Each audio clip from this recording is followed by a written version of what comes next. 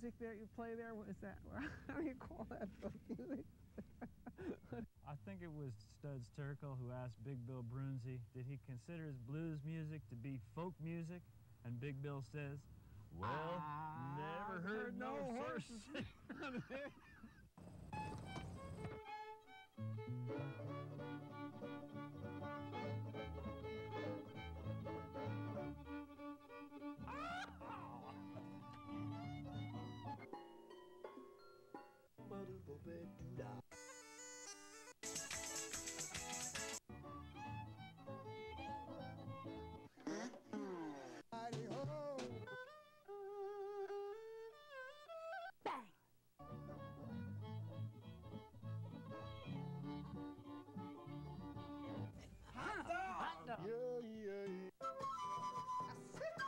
Don't hesitate. It could be your ticket to a new tomorrow.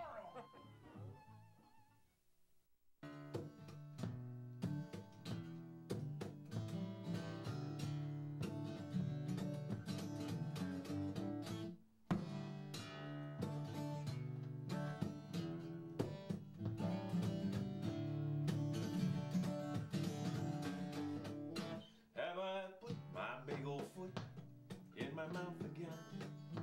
I have crossed the line I never should have crossed. Your reaction to my words has got me thinking, can I retract that thoughtless statement that I tossed? You know, I didn't really mean for it to sound that way. Sometimes my mouth just springs a leak. So I took a little look inside that mirror. Now I ask myself three things before I speak. Is it necessary, true, and kind? Is there something more authentic I can find to say? Is it from my heart or from my mind? Is it necessary, true, and kind?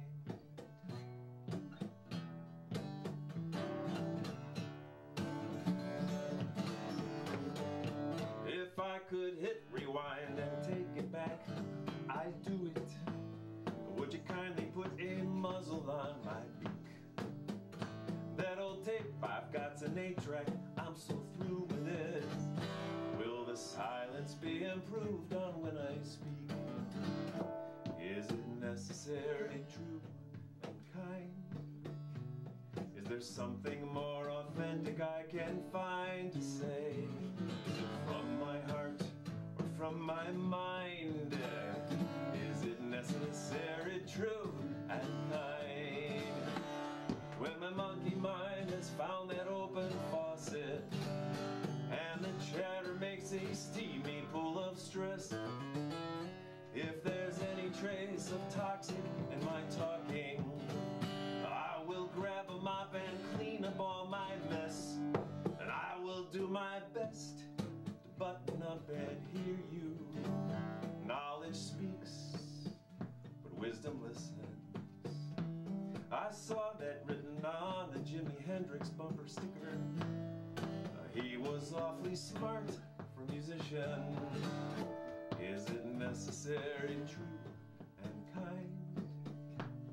Is there something more authentic I can find to say? Is it from my heart or from my mind? Is it necessary, true, and kind? Is it necessary, true, and kind? Is it necessary, true, and kind? Is it necessary, true, and kind?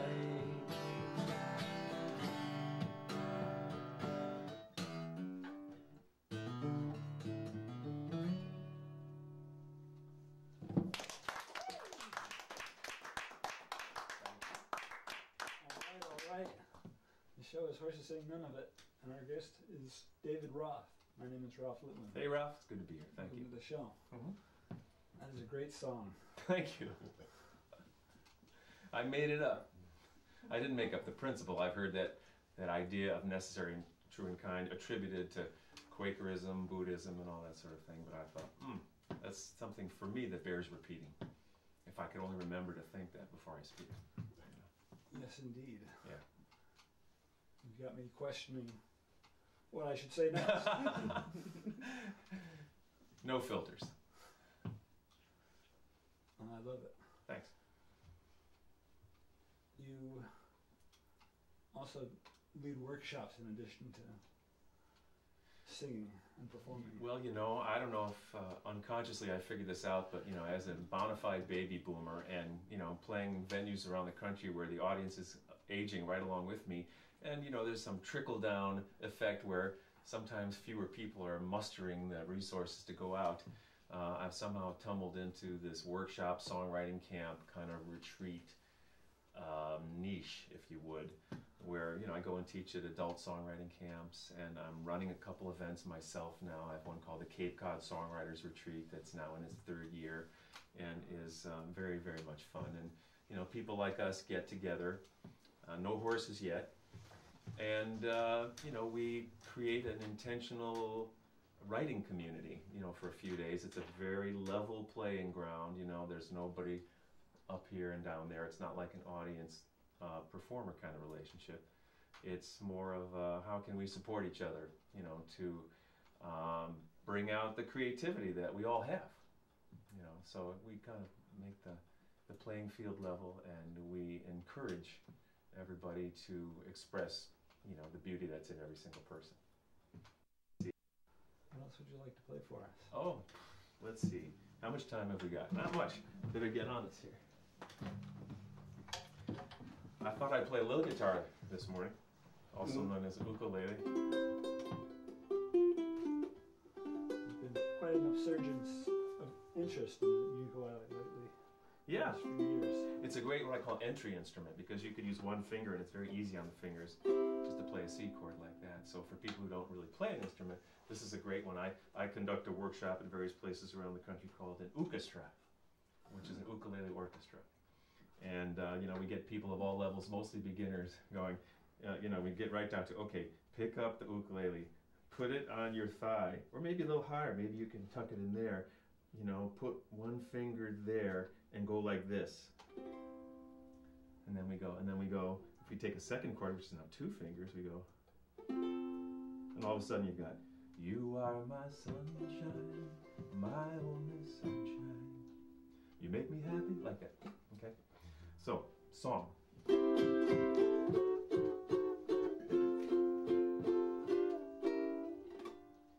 Well, I am a musician of incredible success.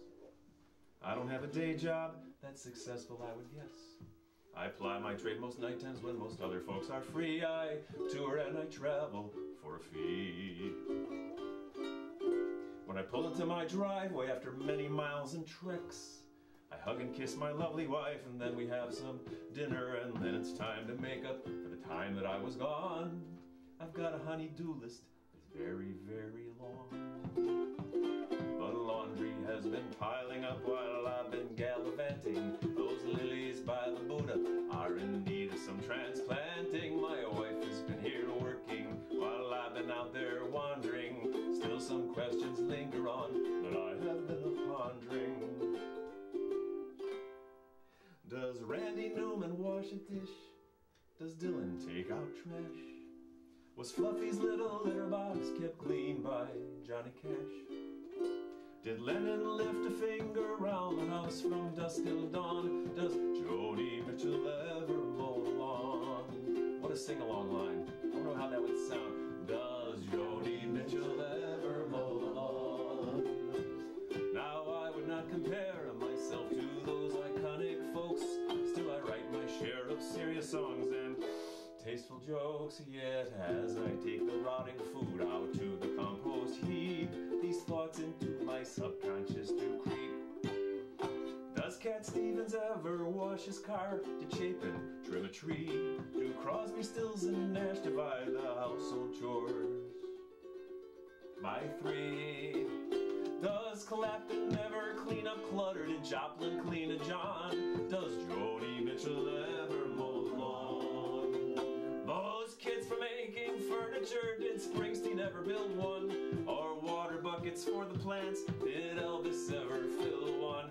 Not to mention mention schlepping, shopping, sorting out the bills?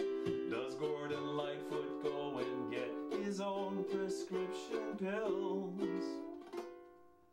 So now you know my story. I do all that stuff and more, but I'll gladly pull my weight at home and sweetly sweep the floor. Yet every now and then as I unpack, I often find a curious thought meandering through an overactive mind.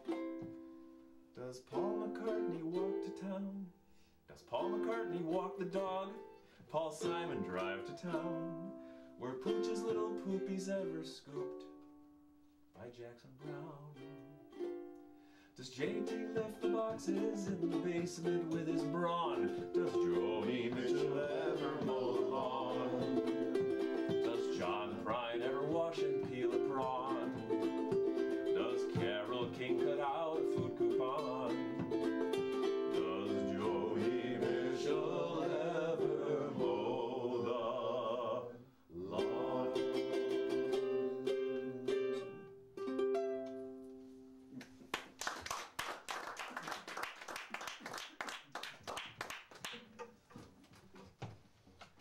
Thank you. Good one. Well, thanks. Yeah, it's I'm back in my yard. I live on Cape Cod these days, and I was mowing the grass one day in my backyard and going, wait a minute, I'm David Roth. Should I be doing this? Yes. The answer came very quickly, but it was fun to play with. It was fun to get that idea going. So, and it's fun to have an excuse to write on that little guitar, which, this is that guitar I played the first song is a Martin guitar. And the ukulele was responsible for helping Martin stay in business way back, I think it was the 1930s, don't quote me, because, the economy was so bad, but they found that by selling these smaller things that were more affordable, they'd actually helped keep the Martin Guitar Company solvent during the Depression. So it's got not only great history in Hawaii, but it's got great history for American music, folk music, So, kind of cool. Ukulele was my first instrument. I started when I was 9. Really? Yes. Do you remember what kind you had? Harmony.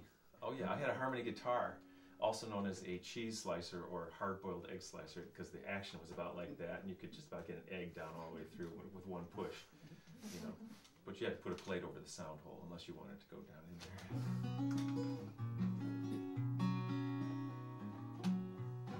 Yeah, so harmony. Great name for a musical instrument company. What are you getting ready for there? Well, I know that time is of the essence, so I want to play a song that's on my latest CD. I've got 13 CDs these days.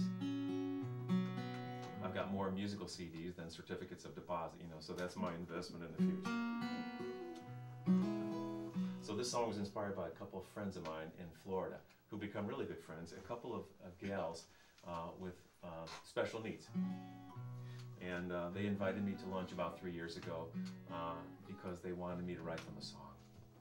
And after they told me their story, I had the song 2 hours later. Now, this was 3 years ago. I've only sung the song at every concert since then. And in perpetuity, as far as I could tell, because I love their story and I love having them as friends in my life, and I love singing about them. Mary Jo got a job down at the fast food joint. She was happy for the work. Mary Jo was put on fries. She's been making them for years. This is her specialty. Very special, very special. When you're making fries, you see a lot of people. You get to be up front, right by the counter. You get to talk to customers, you get to look outside. Mary Jo delighted in her job. The new manager they got was someone younger. Didn't seem this person understood that Mary Jo was just a little different, but as good as any worker that this place had ever had. One day the boss told Mary Jo to make the Happy Meals, sent her to the back part of the store. This person also used the word retarded. The meals weren't so happy anymore. Mary Jo says, all I really want to be treated just like everybody else. Consider my abilities. I'm competent, I work hard, and I help. Carol is another special person. Compassionate and friendly, creative, fun, and kind. But she never liked a single day of school. Kids made fun of her. They made fun of her. When she grew up, she felt it was important to make a difference for people just like her. So Carol told their story to a singer, so he could sing their story to the world. Carol says, all I really want to be treated just like everybody else. Consider my abilities. I am competent, I work hard, and I help. Mary Jo and Carol are good friends. They do things together just like you and me. So if you ever see someone who's making fun of people like them, think who has the disability.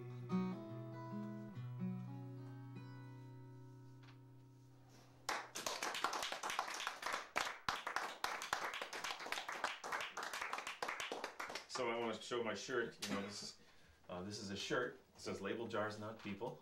Just happened to wake up this morning. Well, that made me think of the song.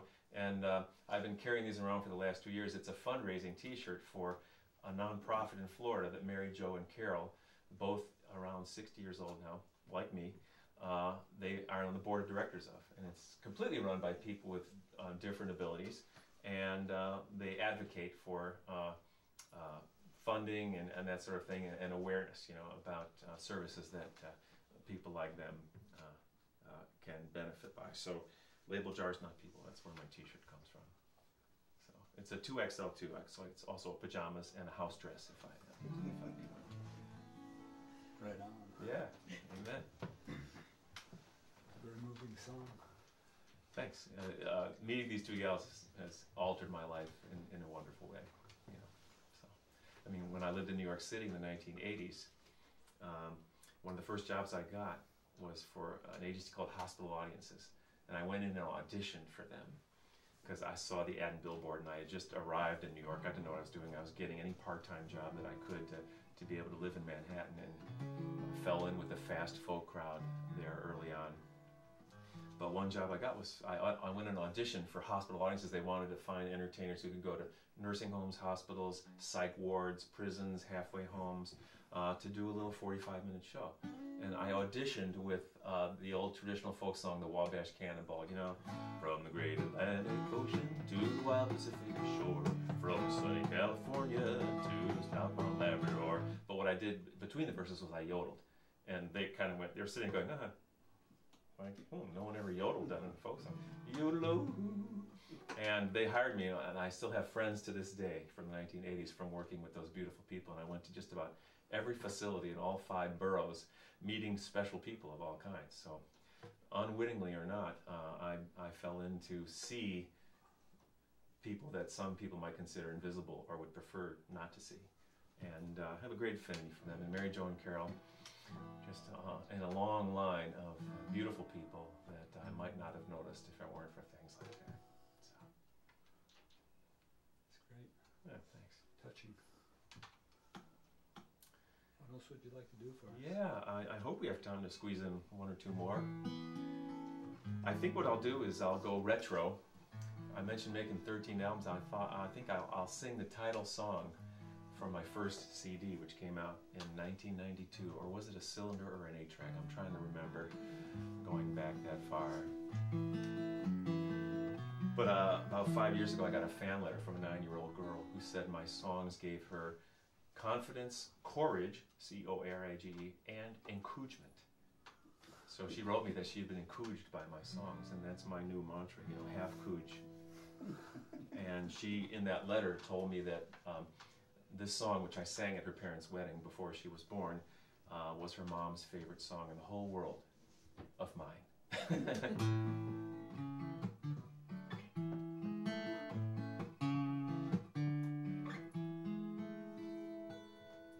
Everyone looks for their calling in love, but I always find it surprising the way people say that they're falling in love, when I always felt I was rising, floating right off of the ground and reaching something I only have dreamed of. I'm not falling at all, I am rising in love.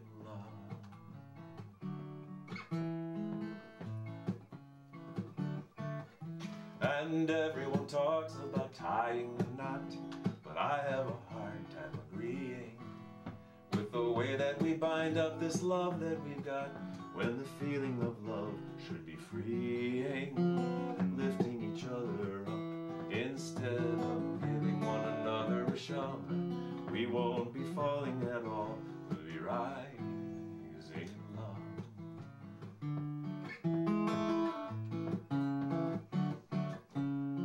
How do you let love grow? You've got to give it a chance when you found it.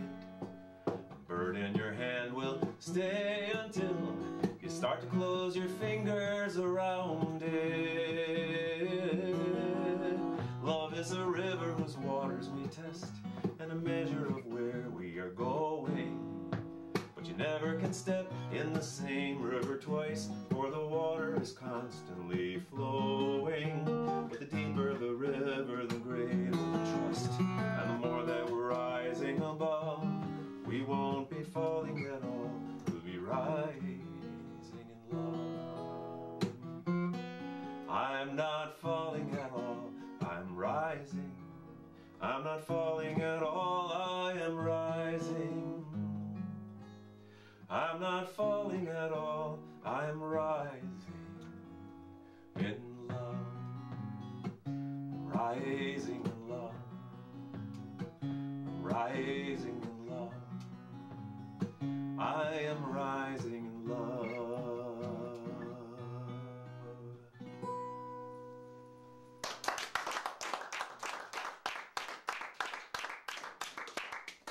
Excellent. You're welcome.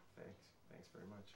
I remember playing that song, and a fellow came up to me after a show, this was many years ago, and said, "Oh, I love that song, and I'm conducting a conference for 600 psychotherapists in Philadelphia, and I want you to come and do music through the 3-day conference, and I want you to start with that song."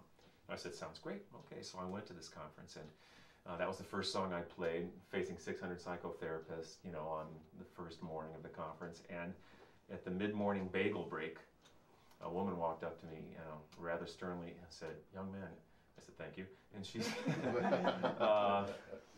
"That song you sang, Rising in Love, did you write that?" And I said, "Yes." And I said, "Well," she said, "that's all very well and good, but the world really isn't like that." And inside I'm going, "Oh, really?"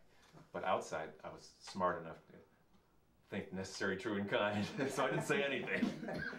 And she said, "I have a lot of clients with some very serious traumas, and I hope that the rest of your songs this weekend don't reflect such a mindlessly optimistic point of view." Mindlessly optimistic.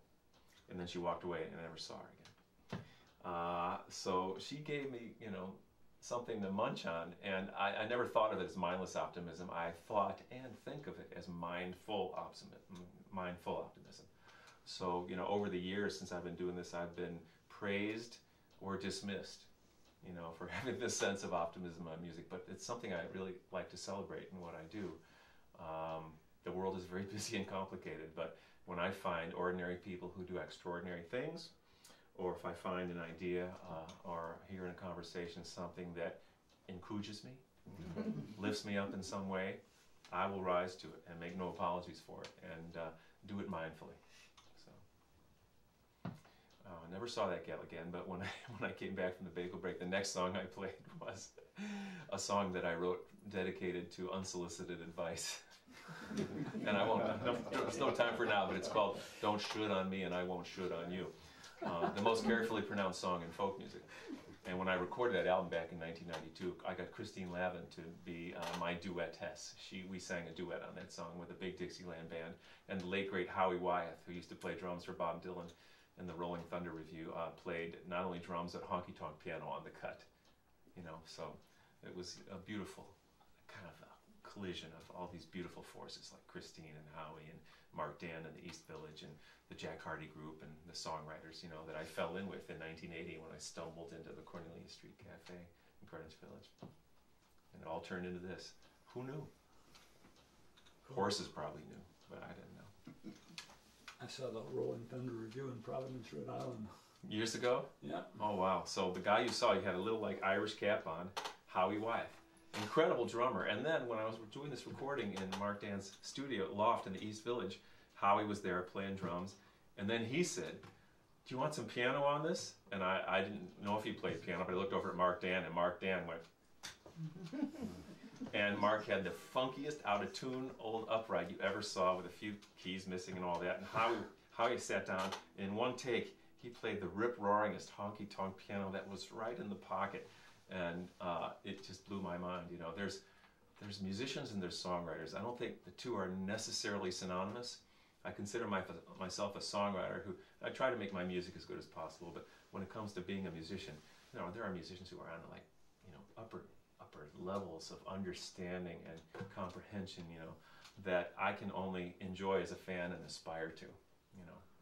And Howie, may he rest in peace, was one of them. Jack Hardy, songwriter. Same wish for Jack and all those beautiful people from the 1980s. We just have time to say thank you for being our guest. Yeah. I feel like I've been like talking too much. Have I given you room to get in here? Yes, by all means. Okay. My wife would laugh because, you know, she knows that I'm an introvert. She's very outgoing, and we've been together a long time. And I don't know. I think one of the beauties for me in folk music is that it's helped me come out a little bit more instead of hiding behind my closed door in my room and just being perfectly happy. So music has been a beautiful bridge, you know, to connect with other people.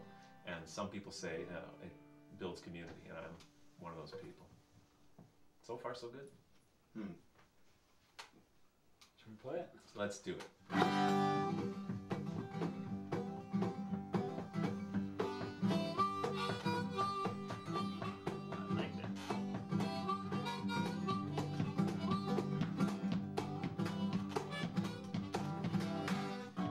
Slap on my behind, so far so good. Started off this life crying, so far so good. All the food I need to eat, baby steps on baby.